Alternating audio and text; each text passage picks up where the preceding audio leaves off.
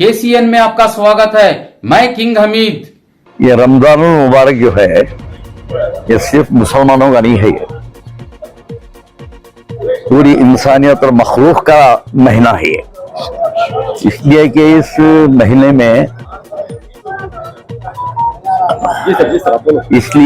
महीने में अल्लाह की रहमतों का नुज़ूल होता है और कुरान पाक भी इसी महीने में नज़ूल हुआ मुकम्मल। तो इससे मैं अर्ज करता हूँ दोस्तों से, ये सब मुसलमानों का नहीं बल्कि पूरी मखलूक का आलम का ये महीना है ये। अब इसमें रमजान आए भी चले गए भी, इसमें हमें क्या अपनी जिंदगी के अंदर तब्दीली लाए वो सोचना है। जब तक तब्दीली नहीं लाते आप अपनी अपनी जिंदगियों के अंदर, उसके अलावा हमारे बच्चों को तालीम याफ्ता नहीं बनाते, उसकी फिक्र नहीं करते। अब बाहर दुनिया की फिक्र कर लो, मेरे बच्चे को इस बात की फिक्र मेरे दिल में रहना कि हमारा बच्चा पढ़ लिख कर बड़ा होना, मुल्क और इंसानियत की खिदमत करने वाला होना। पैसा कमाने और पैसा तो बहुत जरूरी तरीके से कमाते। तो हमारा ये मैसेज जो है रमजान मुबारक का उम्मत के अंदर फैलाना, फिर अपने घर के माहौल को तालीम याफ्ता बनाना और हमारा घर का माहौल मुसलमान माहौल बनकर रहना। अगर ये हमारी जिंदगियों के अंदर आ गया तो फिर जो ये आने वाली छोटी छोटी नस्लें जो हमारे गोदों में पल रही हैं, कल इस कौम के मुजाहिद और बहादुर बनकर जिएंगे। अगर ये बात नहीं हुई, हमें खुद भी बुज़दिल है, अपने बच्चों को बुज़दिल बनाओ। बुज़दिली को निकालना तो एक ही रास्ता है, अल्लाह से वहदानियत की तरफ बुलाना बच्चे को, और दीन की दुनिया की दोनों तालीम को मिलाकर बच्चों को ऊपर उठाना। इंशाअल्लाह मुख्तसर बच्चे जो है इस्लाम दुश्मन मुखालिफों से 10-20 बच्चे तारीख का ये। तो इसके लिए मैं अर्ज करता हूँ, मैं शुक्रिया अदा करता हूँ हमारे भाइयों का। सैयदीन हमारे अजीज से किसी भी सैयद को नाम लेकर नहीं बुलाते थे, उनकी एक बड़ी बात थी उनमें, वो उनको मालूम हो गया ना सैयद कर बोल कर नाम लेकर नहीं पुकारते, सैयदिश कर बोल कर बुलाते। उसके बाद वो आगे पीछे नाम पर नहीं पुकारते। छोटी बारीक चीजें नहीं, ये अपनी अकीदत थी उनको सैयदों से। मैं तो काना कभी सुना नहीं किसी सैयद को वो सैयद और जी सैयद उमर कर बोल किसी बुला, छोटा बच्चा रखते उसका इकराम करते थे सैयदों। अल्लाह ताला हमने भी उससे फतह फरमाया। उसी तरफ मेरा इशारा था। ये वक्फ बिल जो है एक तो साजिश के जरिए से पास करा लिया है, ये अलग बात। हमें जो है इसके ताल्लुक से क्या करना क्या नहीं करना, आइंदा मुस्लिम पर्सनल लॉ बोर्ड इसके ऊपर इकदाम उठाने की बात हुई है। मैं तो मैसेज दिया हूँ, पूरा मुस्लिम पर्सनल लॉ बोर्ड मजलिस मुशावरत, आप लोगों को मालूम भी है, फतवाने की बात हो रही है। मजलिस मुशावरत जो है पूरे हिंदुस्तान में फिरी, मैसूर को भी थी, 3 दिन मैसूर में भी थे, बड़े बड़े आकार भी उलमा सब चले गए। ऐसा ये मुस्लिम पर्सनल लॉ का वफद जो है पूरे मुल्क में चलना फिरना और हमारे मिल्लत के साथियों को बाशऊर करना। और सबसे बड़ी बुनियादी बात इस वक्त जो है बंदूक और गोली के मुकाबला नहीं है, इल्म का मुकाबला है। हमारे बच्चों को IAS बनेंगे, IPS बनेंगे जी। एक IPS एक IAS हो गया तो ये पूरे इलाके के मुसलमानों को तहफ़्फ़ुज़ मिलता है, समझे। अब ये मौका है, मौके से फायदा उठाना। हमारे बच्चों को IAS IPS बना। देखो एक बे मजदूर का बच्चा IPS बन गया तो इनकलाब आया, IPS का बेटा IPS बन गया तो क्या इनकलाब आया मुल्क के अंदर।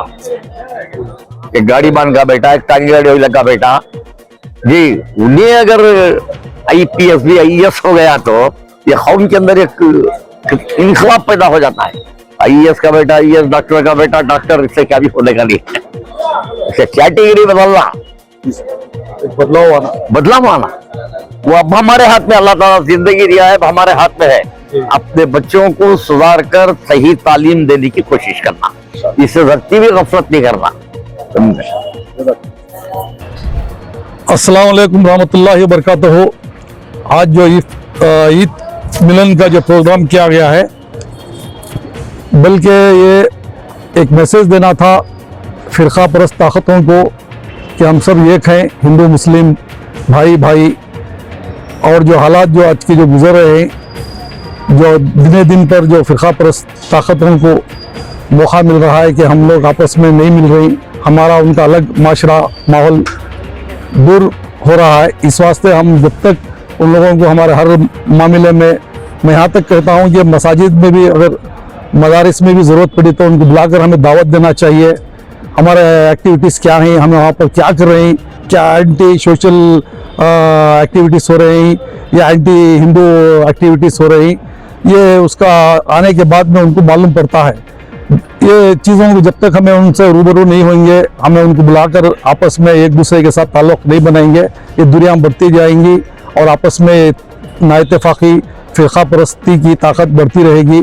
जैसे कि आज वफ़द बिल को बग़ैर कोई मशवरे के, बग़ैर किसी की राय के नज़रअंदाज करते हुए उन्होंने दरकिनार कर कर अपनी मंशा को पूरी करे ही। इसी तरह अगर आइंदा हालात और भी बद से बदतर करने के उनके मंसूबे ही, इस वास्ते ये ईद मिलन और दूसरे हमारे प्रोग्राम्स में उनको बुलाकर हमें आपसी इख्तलाफ को दूर कर कर हमें भाईचारगी का हमारा मुज़ाकिरा करना चाहिए और हम सब मिलकर एकजुट रहकर भाईचारगी को कायम करना है इंशाअल्लाह।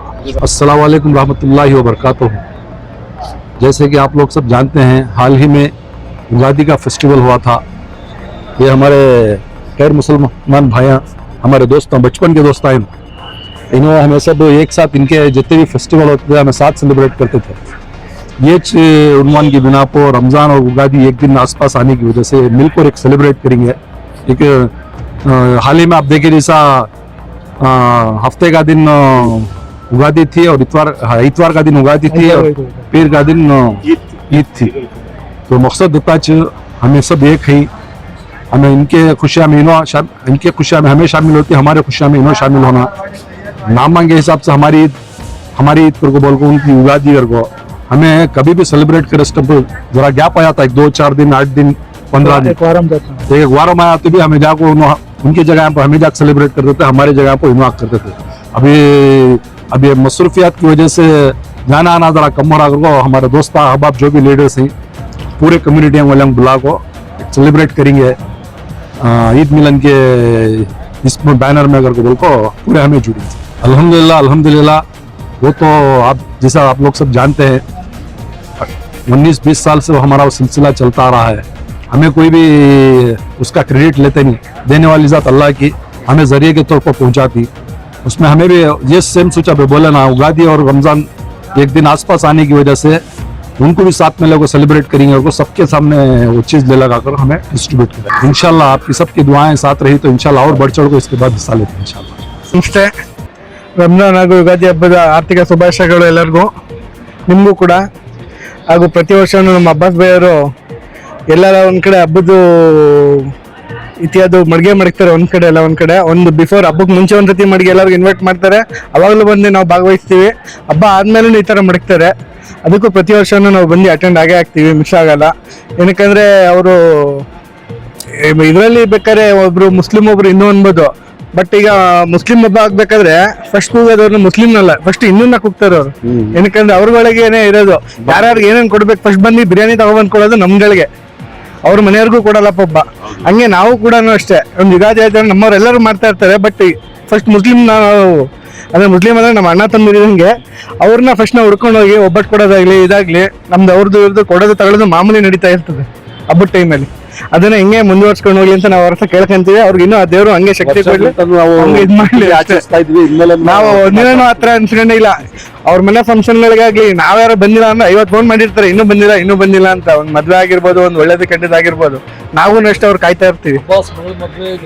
ಒಂದು ಉದಾಹರಣೆ ಕ್ರಿಯೇಟ್ ಮಾಡಿದ್ದಾರೆ ಅವರು ಅಷ್ಟೇ, ಎಕ್ಸಿಬಿಷನ್ ಅಲ್ಲಿ ಇವ್ರು ಏನಿಲ್ಲ, ಎಲ್ಲ ನಮ್ಗೆ ವಹಿಸ್ಬಿಟ್ಟು ನಮಗ್ ಗೊತ್ತಿಲ್ಲಪ್ಪ ನಿಮ್ದು ನೀವು ಮಾಡ್ಕೊಳ್ಳಿ, ನಮ್ಮಪ್ಪ ನಾವು ಸ್ಟೇಜ್ ಮೇಲೆ ಇರ್ತೀವಿ ಅಂತ।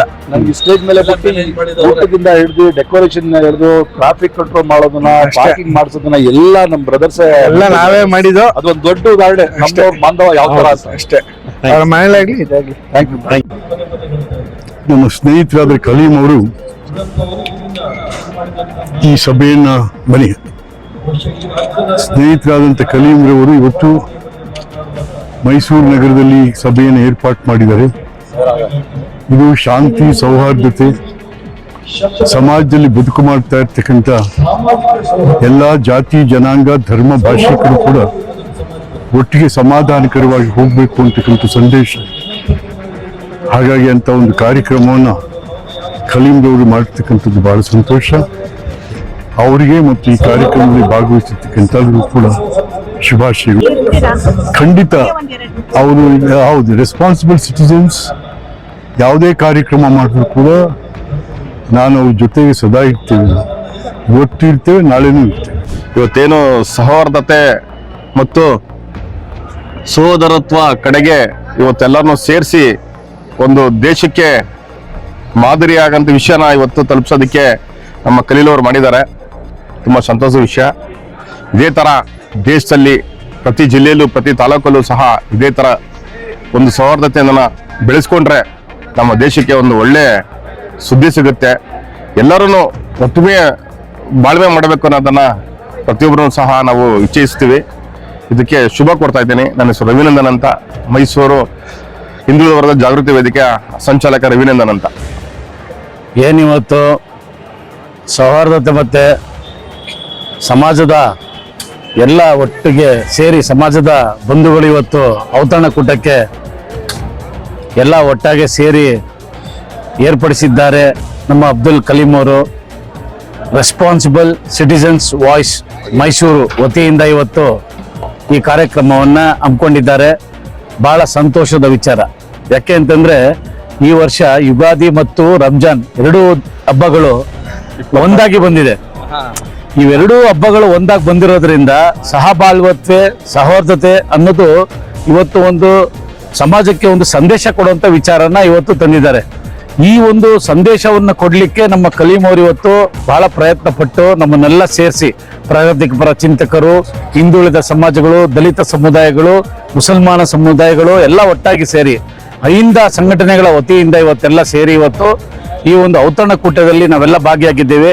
ಬಹಳ ಸಂತೋಷದ ವಿಚಾರ. ಯಾಕೆ ಅಂತಂದ್ರೆ ನಾವು ಊಟನ ಒಟ್ಟಿಗೆ ಸೇರಿ ಮಾಡೋದ್ರಿಂದನೇ ನಮ್ಮ ಸಹಬಾಳ್ವತೆ ಅನ್ನೋದನ್ನ ತೋರಿಸುತ್ತೆ. ಇವತ್ತೇನು ಸಂವಿಧಾನ ಪೀಠಿಕೆ ಏನು ಹೇಳುತ್ತದೆ ಅಂತಂದ್ರೆ ನಮ್ಮ ಇಡೀ ಸಮಾಜ ಎಲ್ಲ ಜಾತಿಗಳು ಸೇರಿ ಒಟ್ಟಾಗಿ ಒಂದು ಒಳ್ಳೆ ಕಾರ್ಯಕ್ರಮಗಳನ್ನ ಮಾಡಬೇಕು. ಮತ್ತೆ ಸಂವಿಧಾನದ ಪೀಠಿಕೆ ಪ್ರಕಾರ ನಾವೆಲ್ಲರೂ ಇವತ್ತು ಬಾಳ್ವೆ ಮಾಡಬೇಕು ಅನ್ನೋದನ್ನ ತೋರಿಸುತ್ತೆ. ಆ ಕಾರಣಕ್ಕಾಗಿ ಇವತ್ತು ಕಲೀಂ ಅವರು ಇಂಥ ಒಂದು ಕಾರ್ಯಕ್ರಮವನ್ನು ಆಯೋಜಿಸಿದ್ದಾರೆ. ಅವರಿಗೆ ಬಹಳ ಧನ್ಯವಾದಗಳನ್ನ ತಿಳಿಸುವ ಮುಖಾಂತರ ಈ ಒಂದು ಕಾರ್ಯಕ್ರಮಕ್ಕೆ ನಾವೆಲ್ಲ ಭಾಗಿಯಾಗಿದ್ದೇವೆ. ಇದೇ ರೀತಿ ಎಲ್ಲ ಸಮುದಾಯಗಳು ಸಹ ಯೋಜನೆಯನ್ನ ಮಾಡಬೇಕು. ಮತ್ತೆ ಇದೇ ಥರನೇ ಎಲ್ಲ ಕಡೆನೂ ನಡಿಬೇಕು.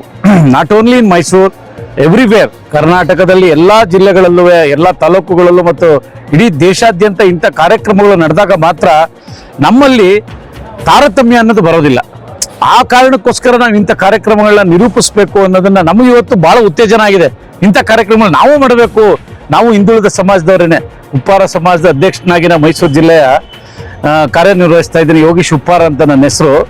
ಆ ಕಾರಣಕ್ಕೆ ನಾನು ಇವತ್ತು ಇದೆಲ್ಲ ನೋಡಿದಾಗ ನಂಗೆ ಬಹಳ ಸಂತೋಷ ಆಗ್ತಾ ಇದೆ. ನಾವೆಲ್ಲರೂ ಒಟ್ಟಿಗೆ ಸೇರಿಸ್ಬೇಕು. ಹಾಗಾಗಿ ನಮ್ಮ ಸಮಾಜದ ಬಂಧುಗಳೆಲ್ಲ ಬಂದಿದ್ದಾರೆ. ಗೋವಿಂದ್ ಶೆಟ್ಟಿ ಅಂತ ಬಂದಿದ್ದಾರೆ, ಶಿವಲಿಂಗಪ್ಪ ಬಂದಿದ್ದಾರೆ.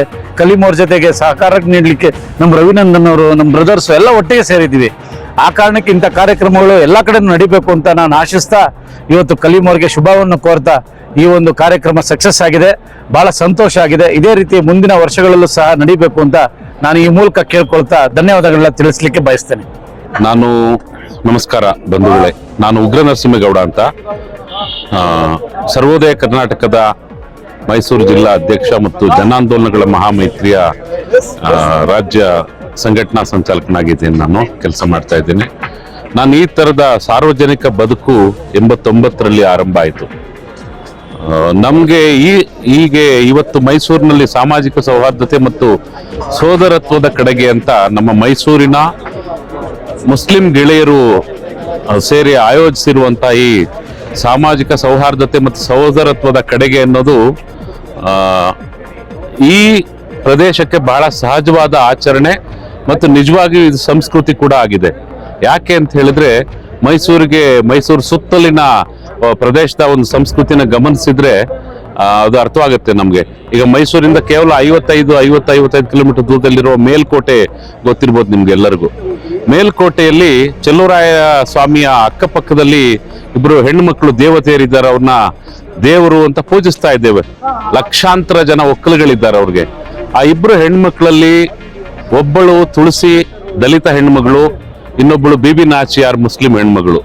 ಅಂದ್ರೆ 1000 ವರ್ಷಗಳಿಂದಲೂ ಕೂಡ ಭಾರತದ ಸಂಸ್ಕೃತಿಯಲ್ಲಿ ಇದು ಹಾಸುಹೊಕ್ಕಾಗಿದೆ. ನಾವು ಬೀಬಿ ನಾಚಿಯಾರನ್ನ ನಮ್ಮ ಗ್ರಾಮ ದೇವತೆಯಾಗಿ, ಮೇಲ್ಕೋಟೆ ಅಕ್ಕಪಕ್ಕದ ಹಳ್ಳಿಗಳಲ್ಲಿ ಬೀಬಿ ನಾಚಿಯಾರ್ನ ಗ್ರಾಮ ದೇವತೆಯಾಗಿ, ಊರ ದೇವತೆಯಾಗಿ ಅವಳ ಹೆಸರು ಹಬ್ಬ ಆಚರಿಸ್ತಾರೆ, ಊಟ ಮಾಡ್ತಾರೆ, ದೊಡ್ಡ ಸಂಭ್ರಮನ ಆಚರಿಸ್ತಾರೆ.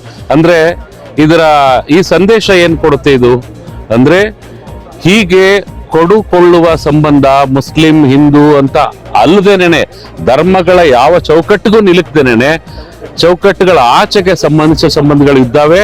ಹಾಗೆ ಕನ್ವರ್ಟ್ ಆಗದೆ ಉಳ್ಕೊಂಡಿರುವ, ಇಲ್ಲಿರುವ ಮತ್ತು ಕನ್ವರ್ಟ್ ಆಗಿ ಹೋಗಿರೋ ನಡುವಿನ ಸಂಬಂಧ ಕೂಡ ಬಹಳ ಚೆನ್ನಾಗಿದೆ. ನಾನು ಈ ಸಂಬಂಧಗಳನ್ನ ಸಕಲೇಶ್ಪುರ, ಈ ಕಡೆ ಮಡಿಕೇರಿಯ ನಾಪೋಕ್ಲು, ನಮ್ಮ ಮೈಸೂರಿನ ಸುತ್ತಲ KR ನಗರ ತಾಲೂಕು, ನಮ್ಮ ಶ್ರೀರಂಗಪಟ್ಟಣ ತಾಲೂಕು, ಈ ಎಲ್ಲ ಕಡೆಗೂ ಕೂಡ ಕ್ರಿಶ್ಚಿಯಾನಿಟಿಗೆ ಕನ್ವರ್ಟ್ ಆಗಿರೋರು, ಇಸ್ಲಾಂಗೆ ಕನ್ವರ್ಟ್ ಆಗಿರೋರು, ಎಲ್ಲದರ ಜೊತೆಗೆ ಆ ಕನ್ವರ್ಟ್ ಆದವ್ರ ಜೊತೆಗೆ ಹಳೆಯ ಸಂಬಂಧಗಳನ್ನು ಉಳಿಸ್ಕೊಂಡಿರೋರು. ಮನುಷ್ಯ ಸಂಬಂಧಗಳು ಎಲ್ಲಿಯೂ ಹಾಳಾಗಿಲ್ಲ. ಇದನ್ನ ಬಹಳ ಮುಖ್ಯವಾಗಿ ಗಮನಿಸಬೇಕಾಗಿರೋದು, ಇಂತಹ ಸೌಹಾರ್ದತೆಗೆ ಕೊಳ್ಳಿ ಇಡುವಂತ ಕೆಲಸ ಮಾಡ್ತಿದ್ದಾರಲ್ಲ ಅವ್ರು ಗಮನಿಸಬೇಕಾಗಿದೆ. ಮತ್ತು ಇದರ ನಡುವೆ ಸ್ವಲ್ಪ ಆತಂಕಕ್ಕೆ ಒಳಗಾಗಿರುವ ಮುಸ್ಲಿಂ ಸಮುದಾಯ ಕೂಡ ಇದನ್ನು ಗಮನಿಸಬೇಕಾಗಿದೆ. ಸೋದರತ್ವ ನಮ್ಗೆ ಬಹಳ 1000 ವರ್ಷಗಳಿಂದಲೂ ನಡೆದು ಬಂದಿರುವ, ಹೊಂದ್ಕೊಂಡಿರುವ ಸಾಂಸ್ಕೃತಿಕ ಆಚರಣೆ ಆಗಿದೆ. ನಾವು ಯಾರಿಗೂ ಹೆದರಬೇಕಾಗಿಲ್ಲ. ಯಾಕಂದ್ರೆ ಈ ದೇಶದ ನಿಜವಾದ ಮೂಲ ನಿವಾಸಿಗಳು ಮತ್ತು ಈ ಮಣ್ಣಿನ ವಾರಸುದಾರರು ನಾವಾಗಿದ್ದೇವೆ. ನಾವು ಬೇರೆ ಯಾರಿಗೂ ನಮ್ಮನ್ನು ಒಡೆದು ಹಾಕುವಂತಹ ಹಿಂದೂ ಮುಸ್ಲಿಮರ ಅಂತ ಅವ್ರ ನಡುವೆ ದ್ವೇಷ ಬಿತ್ತು ಅಂತ ಮಾತಾಡ್ತಾರಲ್ಲ, ಅವ್ರ ಮಾತುಗಳಿಗೆ ನಾವು ಯಾವ ಬೆಲೆಯನ್ನು ಕಿಮ್ಮತ್ತನ್ನು ಕೊಡಬೇಕಾಗಿಲ್ಲ. ಯಾಕಂದ್ರೆ ಈ ನಾಡಿನ, ಈ ನೆಲದ, ಈ ಮಣ್ಣಿನ ನಿಜವಾದ ಮೂಲ ವಾರಸುದಾರರು ಮತ್ತು ಮುಂದಕ್ಕೂ ನಾವೇ ನಮ್ಮ ಪೀಳಿಗೆಯನ್ನ ಬಿಟ್ಟೋಗ್ಬೇಕಾಗಿದೆ.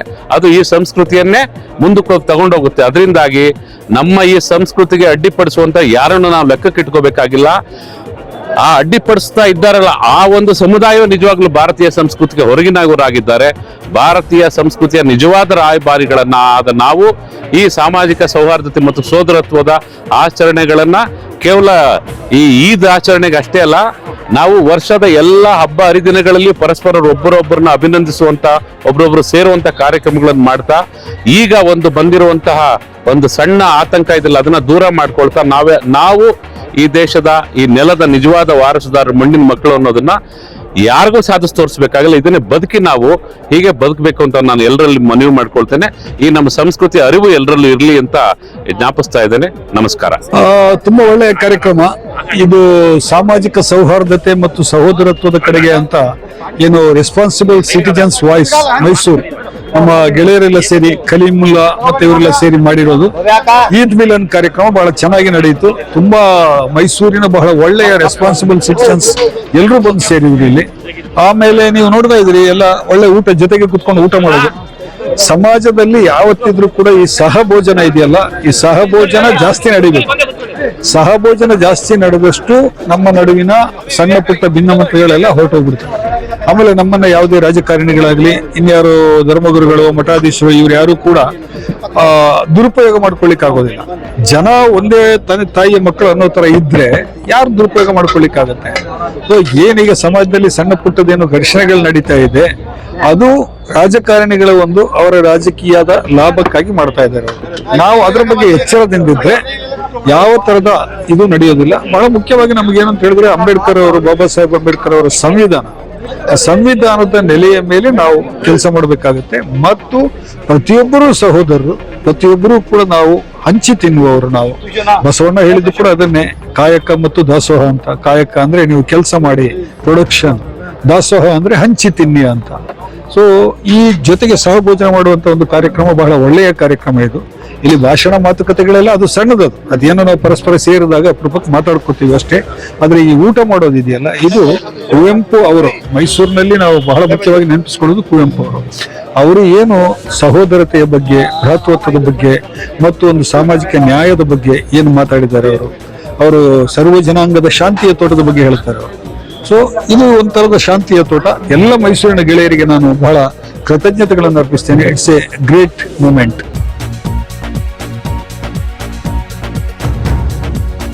पैगाम क्या ईद का कब हर वक्त हमारे अब्बास भाई और उमर भाई हर साल भी ये जो ईद का हर एक कौम को बुला को जो फंक्शन रखते हैं, हर एक कौम वाले जो आकर अटेंड करती हैं, वो एक हमारे भाईचारगी का जो ये है वो इसमें यहाँ दिखता है. मिसाल हर एक मैं खुशी होती है कभी भी इनके फंक्शन को, जो ईद मिलाद का फंक्शन रखते हैं हमारे अब्बास भाई उमर भाई, उसमें हर एक आदमी को मिल सकती है. हमें यहाँ हर एक कैस्ट वाले सब आते हैं. वो एक बड़ा मौका ना, सब मिल को एक ब्रदरहुड का, भाईचारगी का मौका मिलता है सेलिब्रेट करने वो सेलिब्रेट करने के वास्ते.